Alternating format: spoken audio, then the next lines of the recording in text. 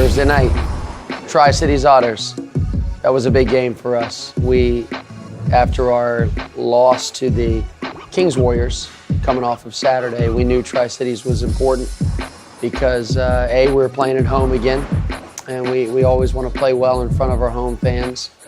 But from a competitive standpoint, we had to win in order to keep our playoff hopes alive.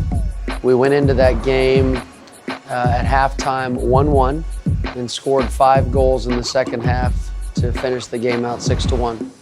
It was a great performance on both sides of the ball, and our second half performance alone was something that gained the attention of even the USL PDL office, and they were retweeting out all of the goals that we had scored, which was really cool. A couple of international players with Tri-Cities. This is a nice ball, and Guetta's right there to take the header. He lost it as he ran into Alarape. Now Scalise operating from the corner. Tries the cross, and Guetta's right there uncontested. Tri-Cities able to win this ball. Attacking with a little bit of space. That'll close quickly. As Tormenta able to recover. Peyton Erickson was nearly beaten that time. First half of the game was us in the lead with 40 minutes gone by. We were leading 1-0 off of a penalty kick. So we had some good build-up play and had an opportunity inside the box. There was a handball by a Tri-Cities player. Referee awarded a penalty kick for us.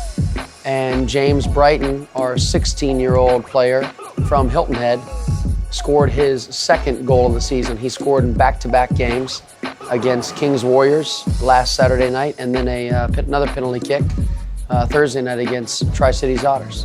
So that had us up 1-0, and we were playing quite well. We made a mistake in our own half with less than 5 minutes to go, and that resulted in Tri-Cities capitalizing and making the game 1-1. I thought that that was really poor from us to recognize where we were in the field and where we were in the game. I think that a more mature player would have probably played further, longer, higher in that moment. So that hurt us a lot.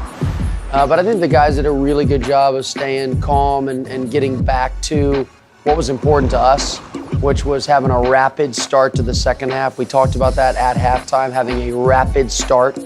And we scored 2 goals in the first 5 or 6 minutes of the second half. And you really can't ask for a better first couple of minutes in the second half of play to get the momentum that you need. Now with some numbers, Tormenta still with an opportunity. They send it back, the shot, and the goal!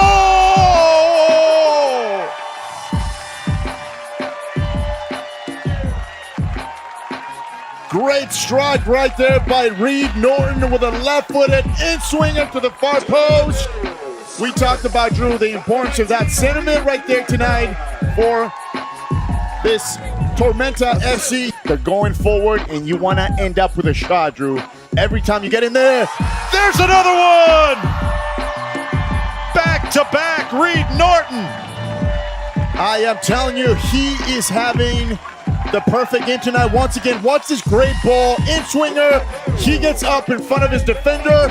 Nothing Kennison once again could do.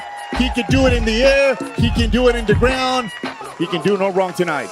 Well, what's so cool about that game is that the guys never stop. So you talk about competitive desire, competitive greatness. We continue to play with passion and enthusiasm and discipline in the 50th minute, 60th minute, 70th minute, 80th minute, all the way to the final whistle. And that's something that, we talked earlier this year about what we want to define us, and that hunger to attack with discipline and with numbers, that is what I want people to remember from that night, is that we never took our foot off the throat. You see this little Maradona spin, and then you can switch your point of attack like right now. Now it's Norton again. Ball nearly squirts through. Arslan right there, the flick. Second try, ball is scored! Rashid Alarape making it 4-1 for Tormenta. We talked about keeping the pressure, Drew. They're coming in numbers.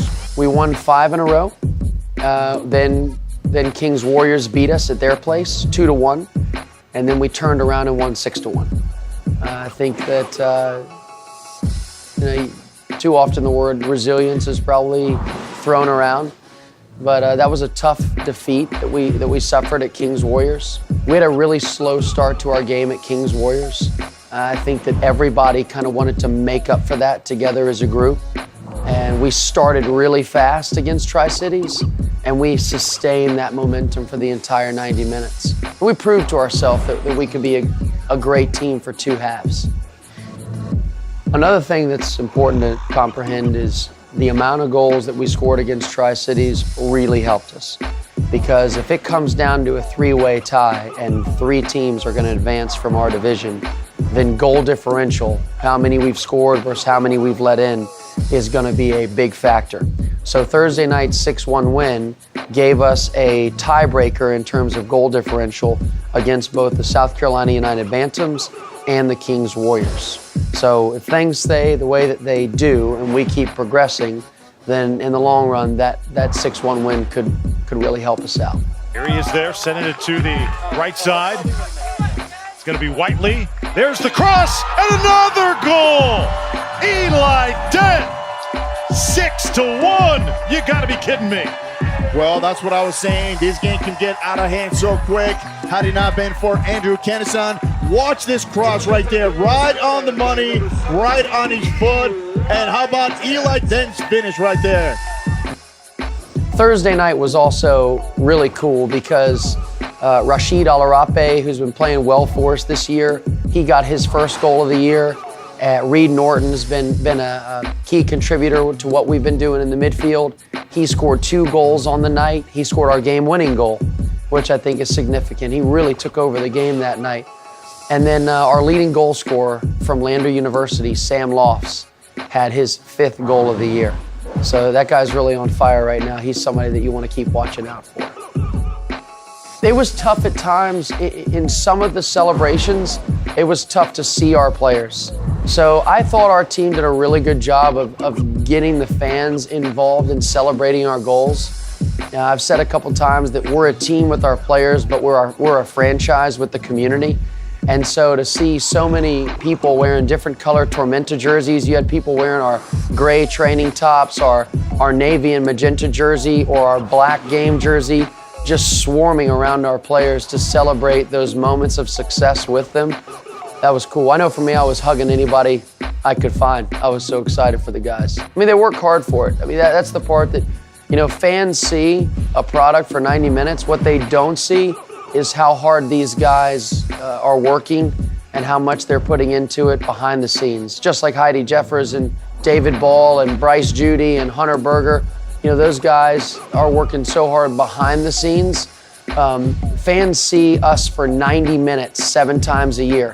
What they don't see is what we're doing for 900 or 9,000 minutes 7 days a week.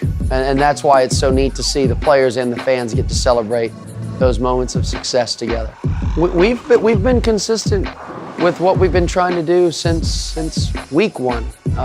You always leave room as a coach for areas you can adapt and improve.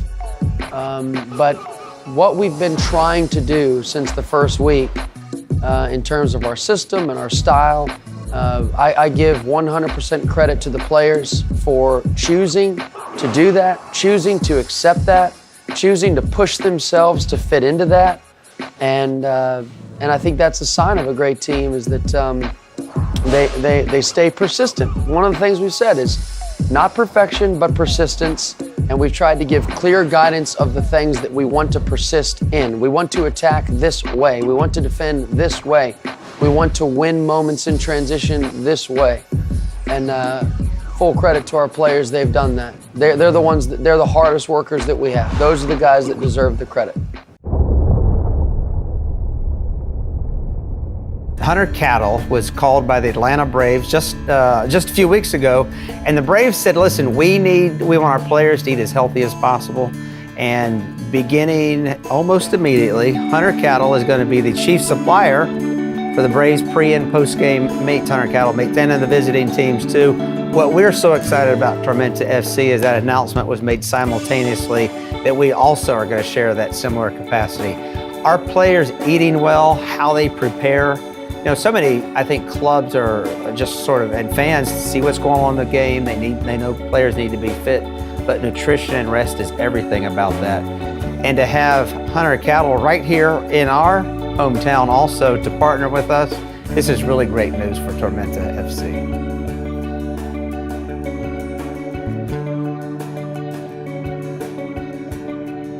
I love how Kristen Fretwell talks about it. They came into this business almost by happenstance. They just wanted their family to eat well. It was important to them.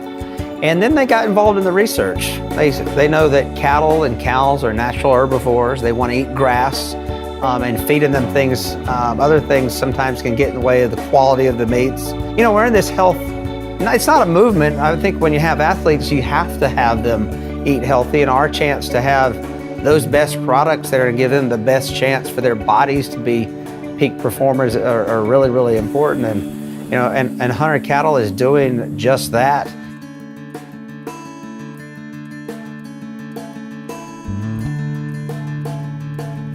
Listen, Friday was terrific. We had a great tour of the facilities. We saw the bed and breakfast loft that sits above the Muma's General Store. And, you know, we've got players from 8 countries and 7 different states, but listen, if you've ever been on the farm before. Hunter Cattle was a good experience. It was interesting. We didn't really know what we were getting into at first.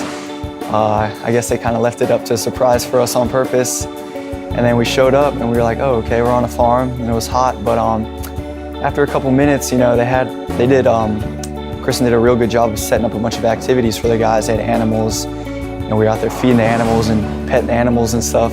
We saw peacocks, and I don't think they realized how big mother hogs were, and the cows and the chickens that were running around too. And we had a great show. Listen, we had everything from you know, rocking chairs on a stage where we had a great meal, and we did they were lassoing things that were out there. But it really got wild when we broke down and started doing karaoke.